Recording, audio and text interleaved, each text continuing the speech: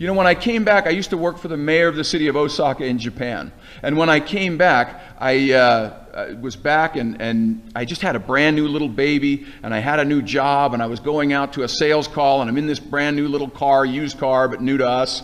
And I'm driving outside of Park City to get to this appointment I was late for, and I saw a car parked right on the road ready to come in, and as I got up to it, it pulled right out in front of me, ran me off the road and rolled the car 3 or 4 times and out the sunroof, and just tragic situation. I spent the next like 8 months in bed.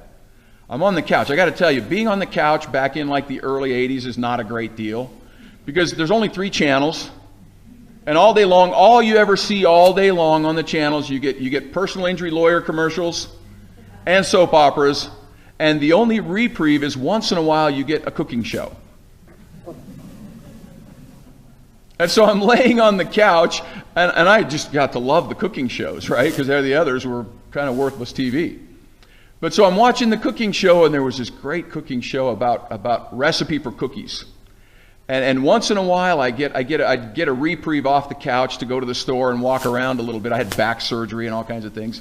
And so I got a reprieve to go to the store with my wife, and we're at the store, and I said, honey, I think I remember the recipe for these cookies that I saw on the show last week. She's like, oh, you'll never remember that. I'm like, well, just humor me. And so she would walk and fetch things like, go get this. Go find some of this. Do they have this in the store? And do they have this? And doggone it, if I didn't remember the recipe. We went home, and they were the best cookies I've ever tasted in my life. They were so good.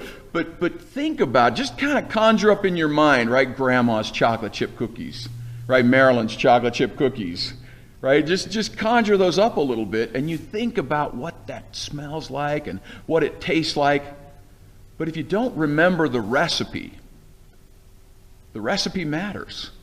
Imagine you put, I don't know, chili powder in the chocolate chip cookies instead of baking powder.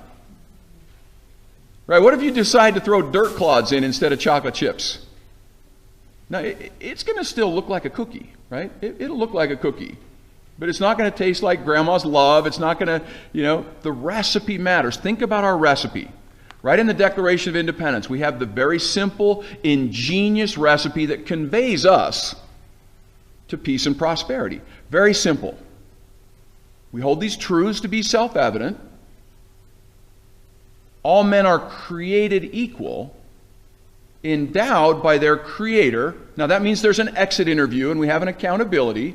Our system is very different than others. Endowed by their Creator with unalienable rights. That means you can't sell them, you can't give them away, they can't be taken from you. What are the rights? Life, liberty, pursuit of happiness. Well, what is pursuit of happiness? That means I can accumulate property, I can hold property, I can keep property, and I can do with it what I will. It's property and the right to determine my own destiny. And then it says, to secure these rights, governments are instituted among men.